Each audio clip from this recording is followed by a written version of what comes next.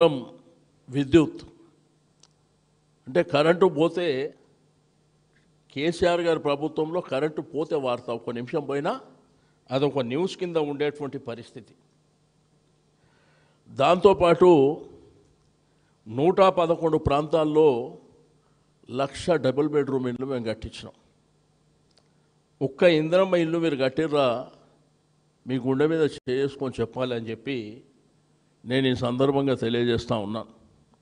మరి ఇదే కాకుండా 100% సివరేజ్ ట్రీట్మెంట్ ప్లాంట్స్ 100% ఎప్పుడు చరిత్ర జరిగిన విధంగా టీఆర్ఎస్ ప్రభుత్వం మరి ఆ కార్యక్రమాలని చేపట్టడమే కాకుండా అవి ఇంకా ఆన్గోయింగ్ ఉంటే ఈయన పోయి ఇనాగ్రేషన్లు చేస్తాడు ముఖ్యమంత్రికి రేవంత్ రెడ్డి గారు.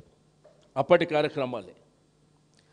అదేవిధంగా మీకు ఫ్లైఓవర్లు కానివ్వండి,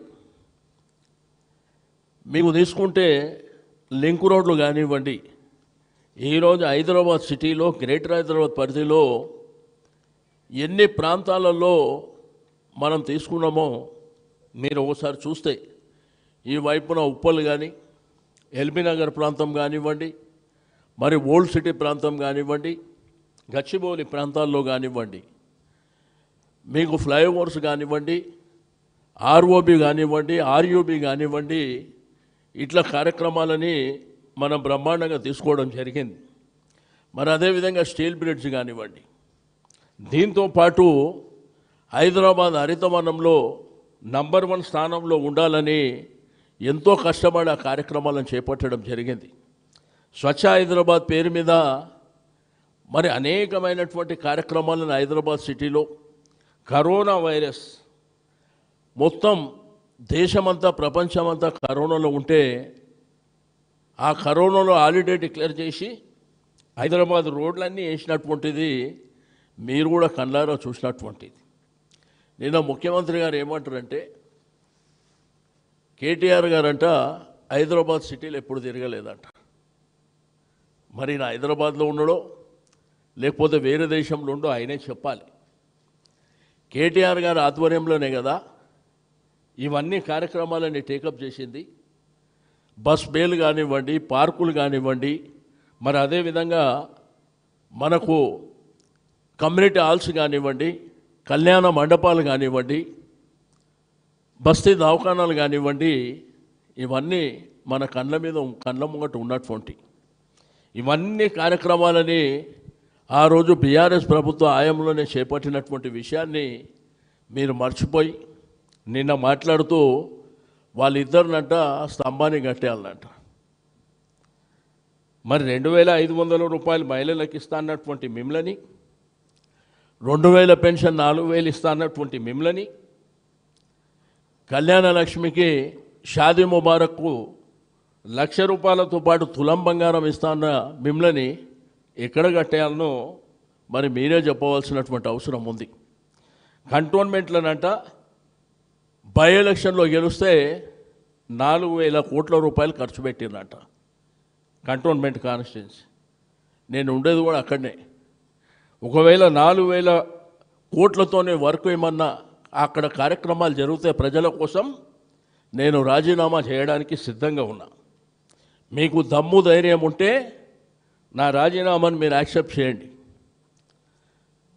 కంటోన్మెంట్ల ఆ ప్రాంతంలోనే నేను ఉంటా. అక్కడ ఏమి డెవలప్మెంట్ జరిగింది? మీరు మోసపూరితమైనటువంటి హామీలు ఇచ్చి ఈరోజు అధికారంలోకి వచ్చిన తర్వాత ముఖ్యమంత్రి గారే మరి ఆ విధమైనటువంటి భాష మాట్లాడితే ప్రజలు చీదరించుకునేటువంటి పరిస్థితి వస్తుంది. అజారుద్దీన్ గారిని మంత్రి పదవి నిన్న ప్రమాణ స్వీకారం చేశారు.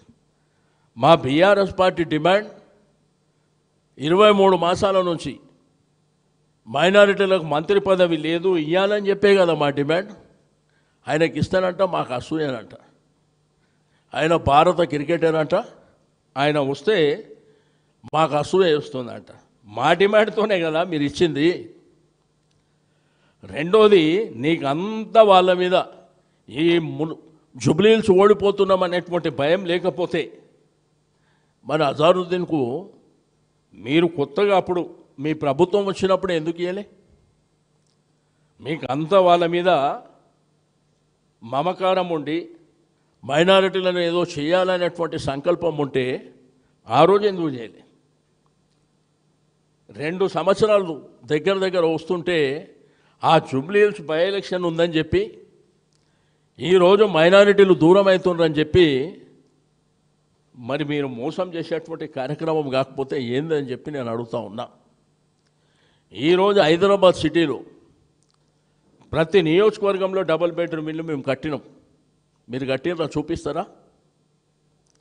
రెండోది హాస్పిటల్స్ కూడా, టీమ్స్ హాస్పిటల్స్ నీకు ఇక్కడ ఎర్రగడ్డ కానివ్వండి, సనత్ నగర్ చెస్ట్ హాస్పిటల్, అల్వాల్ ప్రాంతం కానివ్వండి, ఎల్బీ నగర్ ప్రాంతం కానివ్వండి, మీరు పోయి ఫోటోలు దిగుతుర్రే, అవి మేము శాంక్షన్ చేసి మేము ఆల్రెడీ కన్స్ట్రక్షన్ జరుగుతున్నటువంటి సందర్భంలో కదా మీరు వచ్చింది. ఏం అభివృద్ధి కార్యక్రమాలు హైదరాబాద్ సిటీలో చేసినరో ఎక్కడైనా చర్చ పెడితే మేము సిద్ధంగా ఉన్నాం. మీరు 23 మాసాలలో ఏం చేశారు, మేము గతంలో ఏం చేసినాం, ఏడ చర్చకు పెట్టినా కానీ రెడీ ఉన్నాం. ఎస్ఆర్డిపి ద్వారా మీకు ఫ్లైఓవర్లు కానీ 19 ఫ్లైఓవర్లు, 5 అండర్ పాస్లు, 7 ఆర్ఓబీలు, ఆర్యూబీ 1, ఒక కేబుల్ బ్రిడ్జు, ఓ స్టీల్ బ్రిడ్జు, ఈ విధంగా హైదరాబాద్ జనాభా విపరీతంగా పెరిగిపోతున్నటువంటి సందర్భంలో మీకు వేరే దేశాల నుంచి హైదరాబాద్ వచ్చిన వాళ్ళు ఆశ్చర్యపోయే విధంగా మరి సూపర్ స్టార్ తమిళనాడు మన సూపర్ స్టార్ రజనీకాంత్ గారు ఆయన్నే చెప్పిండు, నేను హైదరాబాద్లో ఉన్నానా అమెరికాలో ఉన్నానా అని చెప్పి. అంటే ఈ డెవలప్మెంట్ ఏం కనిపిస్తలేదు. ఆయనంట వర్షం పడుతానంట అమీర్పేటకు 10 నిమిషాలు పోయిందంట. నువ్వు 10 నిమిషాలు పోయినాక పోయి 4 నెలలు అయింది కదా, ఏం చేసినావు చెప్పగలుగుతావు ఆడ? రెండోది ఎన్టీ రామారావు గారి స్టాచ్యూ. ఎన్టీ రామారావు గారి వీర అభిమానే కదా మాగంటి గోపీనాథ్. ఎన్టీ రామారావు గారితో తిరిగింది మాగంటి గోపీనాథ్ గారు కదా. ఎన్టీ రామారావు గారితో తిరిగింది మాగంటి గోపీనాథ్ గారు. అంటే వాళ్ళ ఓట్లు కూడా లబ్ధి పొందాలనేటువంటి ఉద్దేశంతో నిన్న డ్రామాలు నడిపిస్తుంటే దయ్యాలు వేదాలు వల్లించినట్టుంది. మాట్లాడితే ఏం చెప్తుండు, సన్నబియ్యం, రేషన్ కార్డులు, ఫ్రీ బస్. మరి మిగిలిన హామీలు ఎక్కడ పోయినాయి? మహిళలకు ఇస్తాన 2500 ఏమైనా? మరి అదేవిధంగా షాదీ ముబారక్ కళ్యాణ లక్ష్మి బంగారం ఏమైంది? ఇందిరమ్మ ఇండ్లు కడతామని చెప్పారు. మరి అవి మాట్లాడు. నీకు దమ్ము ధైర్యం ఇవాళ ఉన్నది కదా రోడ్ షో, ఇవి కూడా మాట్లాడు దమ్ముంటే. మీరు ఏ కార్యక్రమాలు చేయకుండా రెండోదంట జూబ్లీ హిల్స్ అంట దగ్గర 100 కోట్ల రూపాయలతో అభివృద్ధి అంట. మరి గ్రేటర్ హైదరాబాద్ 24 నియోజకవర్గాలు ఉన్నాయి. 23 నెలల నుంచి అంటే జూబ్లీ హిల్స్ ఒకటే మీద, మిగిలిన కాన్స్టిట్యున్సీలు హైదరాబాద్ తెలంగాణ రాష్ట్రానికి కావా? తెలంగాణ రాష్ట్రానికి ముఖ్యమంత్రి కాదా మీరు? మరి మా నియోజకవర్గాలలో ఏం డెవలప్మెంట్ చేసిరో చూపించగలుగుతారా మీరు వచ్చి? ఈరోజు అన్ని వర్గాల ప్రజలు ఆ రోజు సంబంధ వర్గాలు సంతోషంగా ఉండాలని మీకు రంజాన్ తోఫా కావచ్చు, క్రిస్మస్ గిఫ్ట్ కావచ్చు,